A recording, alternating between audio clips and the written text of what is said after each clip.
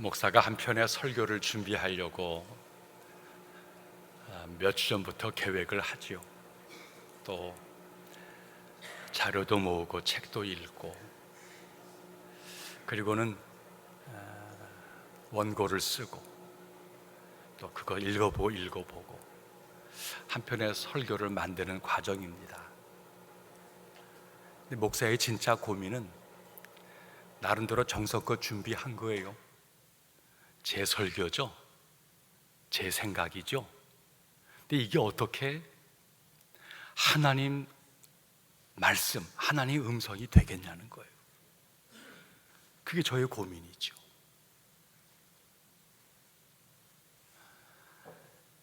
준비한 설교가 하나님 말씀 되도록 눈물겨운 제 안에 사투가 있는 겁니다. 제가 할 수 있는 건 아니에요. 성가대가 너무나 아름다운 찬양으로 하나님께 영광 올려드렸습니다. 노래를 부른 거예요. 준비했죠. 최선을 다했습니다. 세상에는 수많은 노래들이 많이 있잖아요. 근데 어떻게 열심히 준비했다 하더라도 그 노래가 찬양이 되느냐라고 하는 겁니다. 우리가 입을 놀려 우리 소원을 말하면 다 기도입니까? 어떻게 우리의 부르짖는 그 소리가 기도가 되냐는 것입니다. 하나님께 왔잖아요. 예배를 드린다고 우리 모두는 순서를 밟고 있는 거예요.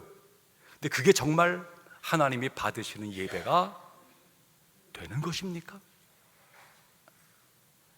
여러분, 우리의 신앙에는 나름대로 내가 준비했다, 최선을 다해 열심히 해야지, 우리의 수고로움과 정성과 헌신들이 있어요. 그것이 하나님의 음성이 되고 찬양이 되고 기도가 되고 예배가 되어지는 데에는 우리의 것만으로 이루어져 있는 것이 아니에요. 하나님이 역사하셔야 돼요. 우리 모두는 세상과는 다른 관점으로 살려고 몸부림을 치는 것입니다. 다른 사람이 보지 못하는 것을 보려고 하는 것이고, 다른 사람이 듣지 못하는 음성을 들으려고 애를 쓰는 거예요. 남들은 야, 그 하나님이 어디 있어? 라고 말하지만 우리는 그 하나님이 내 안에 계셔, 이 고백을 뱉으려고 애쓰며 살아가고 있는 것입니다. 아직 이르지도 않은 그 하나님 나라를 우리는 가본 것처럼 가슴에 담고 확신하면서 믿음의 삶을 살려고 하는 것입니다. 믿음으로 온 우주가 하나님의 말씀으로 창조되었다, 이거 붙드는 것이고, 믿음으로 이 땅의 종말에 하나님의 심판이 있음을 우린 두려워하는 거예요. 다른 사람들은 그냥 살다가 죽는 거야 라고 말할지라도 우린 그럴 수 없다는 거예요. 그렇게 살 수 없다는 거예요. 왜? 하나님이 살아계심을 믿고 있기 때문입니다. 그러니까 세상을 살아가는 그 삶과 하나님을 믿는 삶은 근본적으로 차이가 있는 거예요. 그게 그리스도인의 삶입니다. 모순과 부조리가 가득 찬 세상이지만은 여기에 하나님의 구원이 있어. 오늘도 하나님 우리를 사랑하셔. 하나님은 당신의 구원을, 백성을 구원하려고 지금도 몸부림을 치셔. 이 사실을 기대하면서 하나님 앞에 오늘도 사모하는 마음으로 나온 것이에요. 신앙생활을 제대로 하려고 그러면 모자란 것밖에 없는, 정말 약하고 부족한 것밖에 없는 우리 자신에 대해서 하나님 앞에서 괴로워할 수밖에 없습니다. 정상적인 믿음은 그래요. 결국 신앙생활의 문제는 언제나 우리의 약함과 깊은 연결을 갖고 있다는 거예요. 사실 약하지 않으면 여러분들이 여기 왜 왔겠습니까? 힘들고 어렵고 답답하고 궁금하고 여러 가지 약함 때문에 나온 거 아니겠습니까? 늘 건강하고 늘 원하는 대로 톡톡톡 풀리고 내가 모든 소유를 다 갖고 있고 내가 지을 수 있는 모든 넉넉함이 있다 그러면 사실 우린 주의 전에 나올 이유가 별로 많지가 않습니다. 살다가 힘든 거예요. 삶이 만만치 않은 거예요. 내 안에 문제가 있는 거예요. 내가 힘이 든 거예요. 우린 도움이 필요한 거예요. 그래서 하나님께 나온 거예요. 삶에 약함이라고 하는 문제가 우리 가운데 들어있는 것입니다. 세상에는 잘난 사람, 못난 사람, 가진 사람, 못 가진 사람, 높은 사람, 낮은 사람, 똑똑한 사람, 그렇지 못한 사람, 나이 든 사람, 젊은이 다 있지만 모든 사람을 하나로 묶는 공통점은 사람들은 다 약하다는 거예요. 그래서 어떤 신학자는 인간의 연약함을 피조물 다움이라고 정의를 내리기도 했습니다. 성경은 우리들의 모습을 질그릇 같다라고 이야기를 했어요. 깨지기 쉽다는 거예요. 너무너무 약하다는 거예요. 순식간에 허물어질 수밖에 없는 게 우리들이라고 하는 것입니다. 육체적으로 그래요. 뭐 운동하고 뭐 나름대로 나를 단련시켜서 우리가 강한 나를 만들어 보려고 하지만 작은 바이러스 하나에 그 장정이 순식간에 쓰러지는 일들이 보여지는 거예요. 우리가 코로나19라는 혹독한 시간을 경험하면서 인간이 별거 아니라는 것을 깨달은 거 아니겠습니까? 뿐만이 아닙니다. 사람은 정신적으로도 매우 연약합니다. 누군가의 말 한마디에, 누군가의 눈짓 하나 무시함에 내 마음 다 무너져서 분노와 억울함과 마음속의 괴로움으로 밤을 지새는 일들이 우리 가운데 종종 벌어지는 거예요. 겉으로 볼 때에 건강하게 보이는 사람일수록, 강하게 보이는 사람일수록 정서적으로 약한 사람들이 의외로 많이 있습니다. 사실 강한 척 하는 거지요.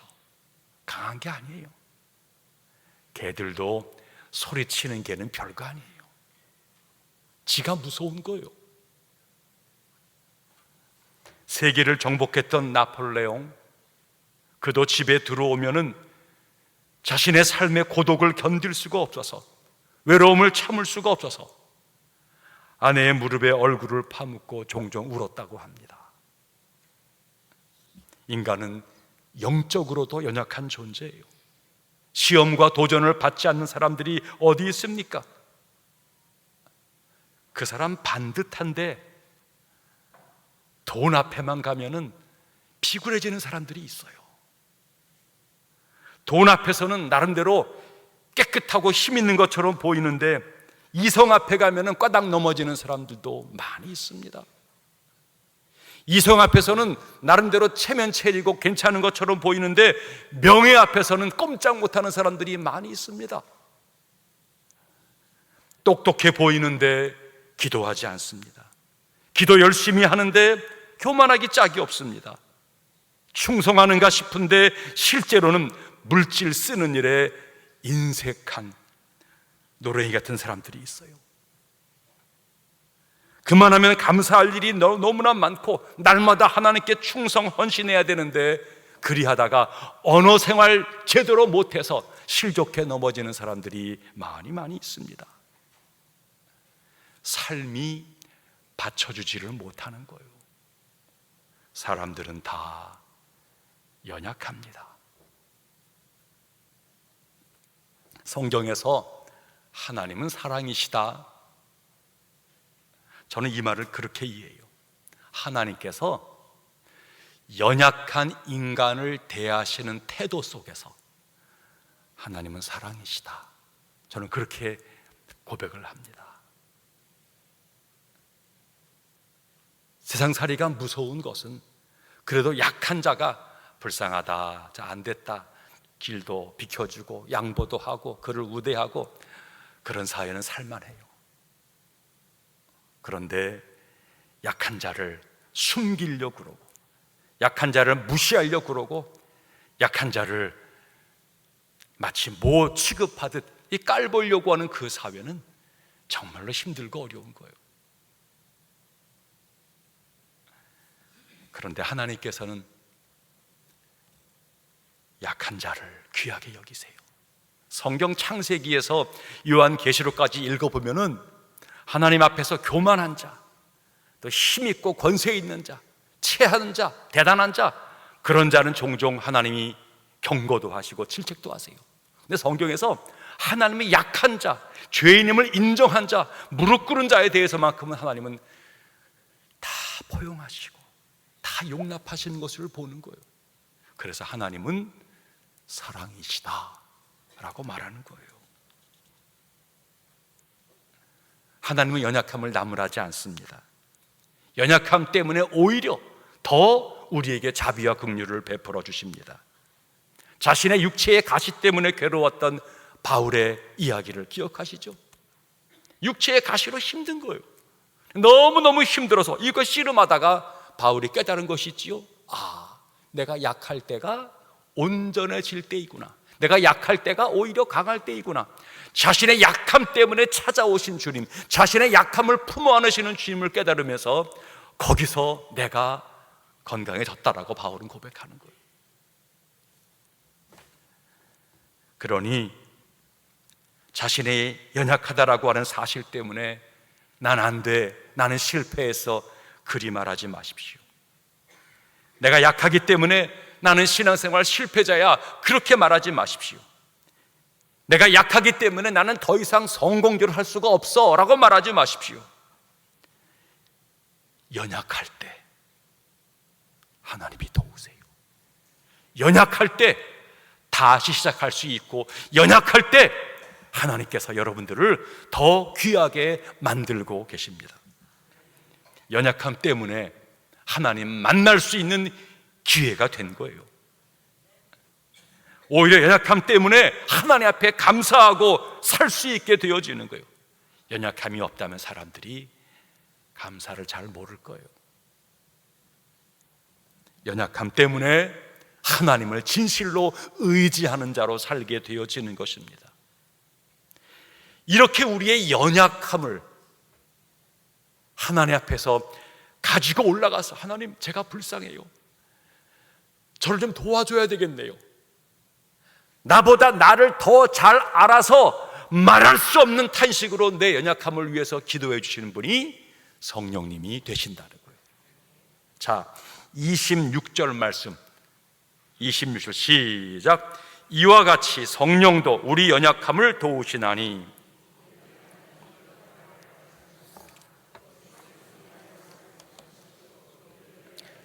친히 간구하시느니라. 아멘. 참, 이 말씀이 얼마나 귀한지요.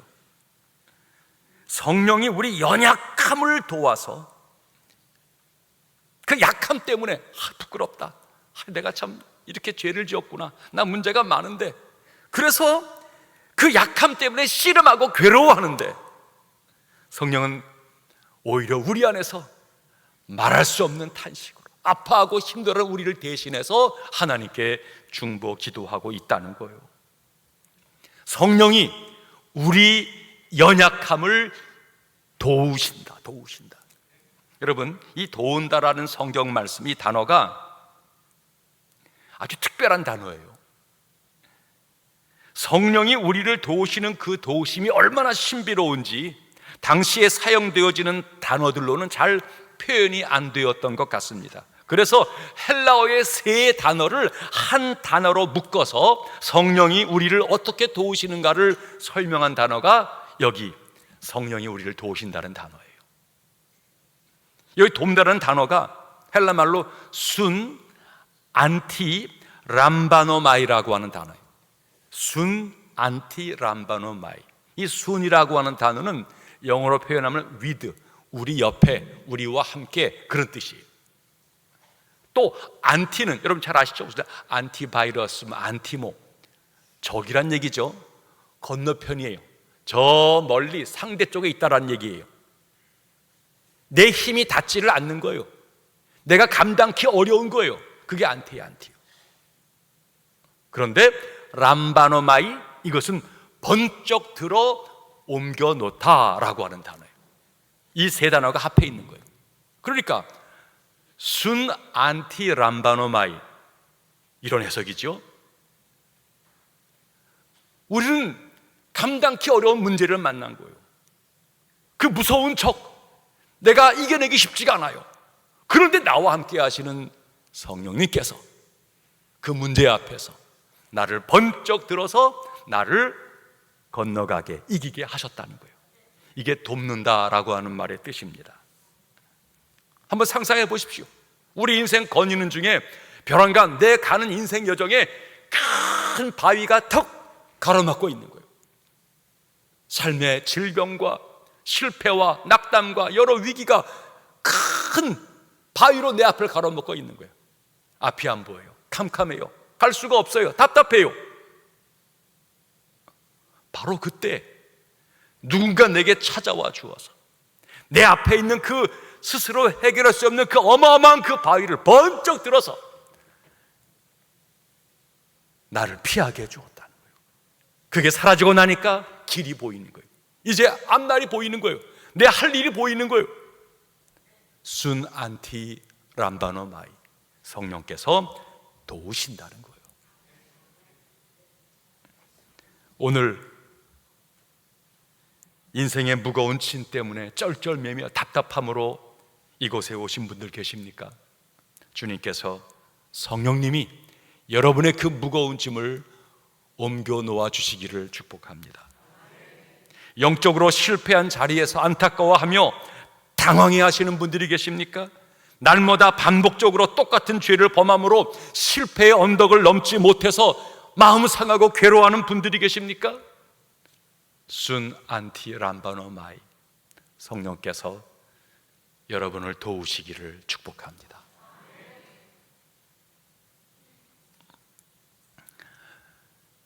말씀 서두전에 이야기했지만 어떻게 제가 준비한 설교가 하나님의 음성이 되겠냐는 거예요.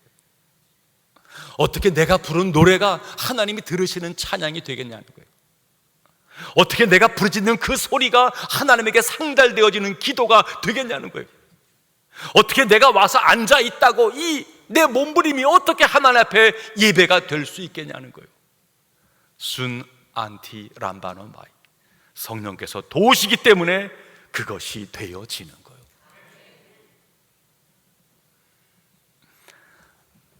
오늘 하나님 말씀을 듣는 중에 성령의 음성이 들려지기를 축복합니다. 일부 예배 이 말씀을 전했더니 한 권사님이 나오시면서 손을 붙잡고 눈물을 흘립니다. 오늘 목사님 주신 말씀이 저를 위한 하나님의 음성이었어요. 감사해요. 인사하시는 거예요. 저는 몰라요.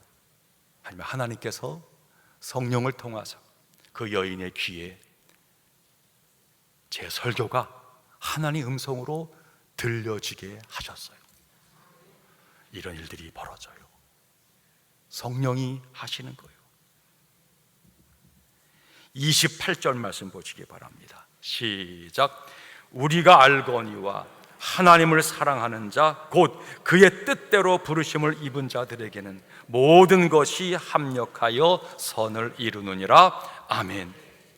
성령께서 도우셔요. 도우시는데 어떻게 도우시느냐? 성령의 도우심의 완성이 뭐라고요? 하나님을 사랑하는 자 곧 그의 뜻대로 부르심을 입은 자들에게는 모든 것이 합력하여 선을 이루어질 거야. 하나님이 사랑하는 자, 하나님의 뜻대로 부르심을 받는 자에게는 모든 게 합력해서 선을 이룬다는 거예요.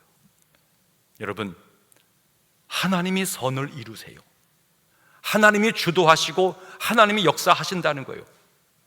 사실 온 세계가 얼핏 바라보면은 사람들, 영웅들, 무슨 제도, 법, 이것들이 세계를 움직이는 것처럼 보여지는 거예요. 아니요. 그 영웅도 있다가 사라져요. 그 법도, 그 제도도 있다가 폐해지는 거예요. 나아가 나라들도 흥망성쇠가 있는 거예요. 그런데 하나님은 그 모든 것들을 다스리시는 거예요. 온 우주의 질서가 하나님 손에 있는 거예요. 하나님이 다스리고, 하나님이 선하신 당신 뜻을 이루고 계십니다. 모든 것이 선을 이룬대요. 여기 모든 것이라는 것은 하나님의 사랑하는 자에게 주어진 그야말로 모든 것이에요. 구체적 우리 삶의 현실을 가리키는 것입니다. 내 삶에 주어진 것 가운데 우연은 없다는 것이에요. 너의 성공과 실패, 건강과 질병, 명예와 굴복, 전쟁과 평화, 너의 모든 것, 그 위에 계신 하나님께서 당신의 섭리로 그것들을 선으로 이끌어가고 계시다는 거예요.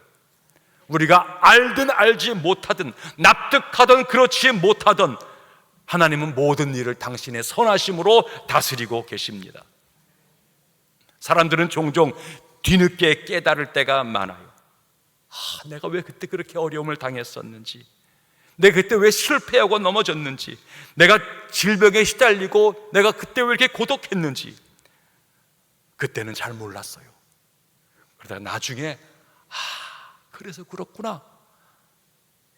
여러분, 하나님이 사랑하는 자, 하나님 뜻대로 부르심을 받은 자들에게는 그 모든 것이 하나님의 뜻이었어.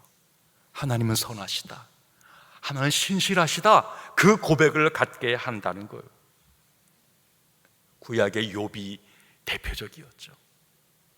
너무 큰 어려움을 겪은 거예요. 감당하기 어려웠어요. 그래서 그것 때문에 하나님을 믿는다 했지만 마음속에 불편함이 가득했어요. 왜 하나님 내게 이런 일을 주십니까? 감당할 수 어렵습니다. 그것 때문에 친구들과 논쟁을 벌이게 되어지는 것이죠.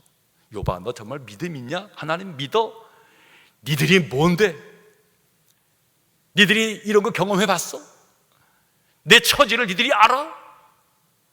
논쟁이 벌어지는 거예요. 하나님이 의심되어지는 것이죠. 그러다가 욥이 깊은 그 신음 속에서 고백하는 말이 있지요. 하나님, 내가 앞을 봐도 하나님 안 보입니다. 뒤를 봐도 안 보입니다. 좌우를 둘러봐도 하나님이 보이지를 않습니다. 맞아요. 미로에 갇힌 것 같아요. 사방을 둘러 벽이에요.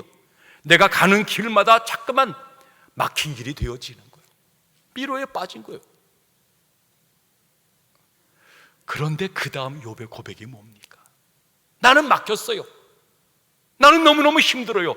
그런데 욥의 발상의 전환, 내 관점이 아니라 하나님은 나를 아신다는 거예요. 하나님은 내가 어디 있는지, 하나님은 내가 당한 처지 형편을 하나님은 아신다는 거예요. 마치 미로의 저 위에서 내가 지금 막혀 있지요. 문제가 있어요. 근데 내가 있는 자리를 저 위에 계신 분은 아신다는 거예요. 그러면 됐지요. 하나님이 아시면 됐지요. 사랑하시는 하나님, 내게 가장 좋은 곳이 하나님, 은혜의 하나님이 내 형편과 처지를 알면 됐지요. 그러면 하나님의 때에 구원해 주시리라. 막힌 것처럼 보이지만 헤매고 방황하면 언젠가 길이 열리리라. 하나님이 인도하신다면. 그리고 그 과정, 그야말로 상처 있고 눈물 나고 괴로움의 시간이지만 이 모든 것들은 나를 단련하신 후에는 내가 순금같이 되어 나오리라. 그 과정이 힘들고 어렵겠지만 거기서 때가 빠지고 불순물이 제거되어지면서 거기서 내가 정결한, 신실한, 제대로 된 믿음의 사람으로 세워지면 난 만족한다는 거예요. 할렐루야. 그게 우리 고백 아닙니까? 하나님은 모든 것을 쓰셔서 우리에게 선을 이루셔요. 또 한 가지는 그 모든 것이 합력하여 선을 이루신다 말씀하십니다. 그 모든 것들이 서로 합동해서 연결져서 내게 뭔가 역할을 벌이고 있다는 거예요. 선과 악이 뒤엉켜 있어요. 이것이 합력해서 내게 역사하고 있다는 거예요. 의인과 악인이, 성공과 실패가 이게 함께 뒤엉켜서 내가 보기에는 이해가 안 돼요. 그런데 모든 게 합력해서 하나님은 역사하고 계시다는 거예요. 경랑이는 바다를 생각해 보십시오. 바다가 좀 고요하고 잔잔해져야 좋은 거 아닌가? 사실이 아닙니다. 왜? 바다 밑까지 전부 다 뒤집어 놓는 듯한 극심한 풍랑이 왜 필요한 것입니까? 여러분, 그런 풍랑이 없으면 깊은 바닷속 물고기는 살 수가 없다는 거예요. 바닷속에는 많은 생물들이 살고 있어요. 그것들이 살아가려면 다량의 산소가 공급이 되어져야 합니다. 이 산소를 깊은 바닷속으로 공급해 주려고 하면 때때로 바닷물은 뒤집어 엎어져야 한다는 거예요. 오묘한 신비죠. 사실 고요한 바다는 죽은 것이라는 거예요. 바다가 고요하면 저 깊은 생물들은 신음하게 되어진다는 거예요. 생명이 존재할 수 없는 거죠. 해일이 인다, 거센 파도가 인다, 불편함이 있어요. 어려움이 되어져요. 그러나 하나님은 바다를 살리고 생물을 살리고 우주를 살리는 과정에서 그 일도 사용하시는 거예요. 우리는 어떻습니까? 언제나 편하기만을 바라고 있지는 않습니까? 특히나 자식을 위한 어머니의 소원이 그럴 때가 있지 않습니까? 하나님, 우리 자식 무사하게 해주세요. 편안하게 해주세요. 시험에 붙게 해주세요. 칭찬 듣게 해주세요. 성공하게 해주세요. 여러분, 다 잘 되게 해달라. 이 소원 다 이루어지면 어찌 될까요? 죄송합니다만 그런 자식은 쓸모없는 자식이에요. 자기밖에 모르는 자식이에요. 남을 돕거나 세상을 이롭게 할 자들은 결코 아니에요. 평탄한 것만으로는 아무것도 할 수 없습니다. 오르락내리락 쉽지 않지요. 눈물 나지요. 땀 납니다. 거기서 살아나게 되어지는 거예요. 역경과 순경, 폭풍과 고요함, 밤과 낮 합력하여 선을 이룹니다. 이 모든 것이 주님의 손에 붙들려 있고 하나님의 손에 들여지게 되어지면 합력하여 선을 이룹니다. 신자의 기도는 내가 지금 당하고 있는 내 고난과 어려움, 동시에 내가 소망하는 좀 잔잔하고 편안한 것, 그 두 가지를 이거는 필요 없고 저것만 주세요라는 것은 좋은 기도일 수 없다는 거예요. 모든 것을 하나님께 올려드리는 거예요. 이것도 쓰시고 저것도 붙잡아 주어서 단지 맨 마지막 하나님의 뜻이 이루어지기를 소망합니다. 주의 선하심이 나타나기를 기대합니다. 우리는 그렇게 구한다는 거예요. 사랑하는 성도님들, 성령님은 우리를 돕고자 하세요. 돕고자 하시는 성령님 앞에서 괜찮아요, 아무 문제 없어요, 건강해요, 자기 의의를 붙들거나 자랑하거나 교만해서는 도움을 받을 수가 없어요. 여러분, 하나님 앞에서는 벌거벗는 게 부끄러움이 아니에요.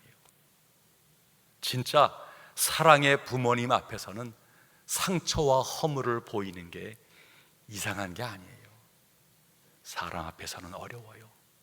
그러나 우리 연약함을 도우시는 성령님에게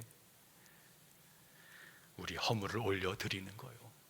그러면 그분은 말할 수 없는 탄식으로 내가 나를 아프고 내가 나를 더 고통스럽게 여기는 것보다 그분은 더 고통스럽다는 거예요. 마치 자식이 아프면 어미가 더 크게 아픈 것처럼, 내가 아픈 건 아니지만 그 자식의 통증과 문제가 내게 더 큰 고통이 되어지는 것처럼 성령님은 우리 약함을 올려드릴 적에 더 크게 아파하신다는 거예요. 그리고 바로 성령님, 그분을 보내신 하나님이 성령의 마음을 헤아리는 거예요. 성령의 마음. 우리의 기도가 아니라 우리의 기도를 받으신, 우리 약함을 아시는 성령께서 아파하는 마음으로 하나님 아버지와 삼위일체 연결이 되어져 있는 거예요. 그 성령이 우리를 대신 아파하시는 그 뜨겁게 눈물 흘리는 그분의 공명하심, 거기서 하나님이 우리의 소리를 크게 들으시고 우리 형편을 안타까이 여기시고 거기서 하나님의 치유와 구원이 벌어진다는 거예요. 그래요. 숨기거나 감추는 게 아니라, 괜찮고 문제없다라고 괜히 뒤로 물러서는 것 아니라, 제가 죄인입니다. 제가 약합니다. 제가 문제가 많습니다. 성령님, 나를 긍휼히 여겨 주시옵소서.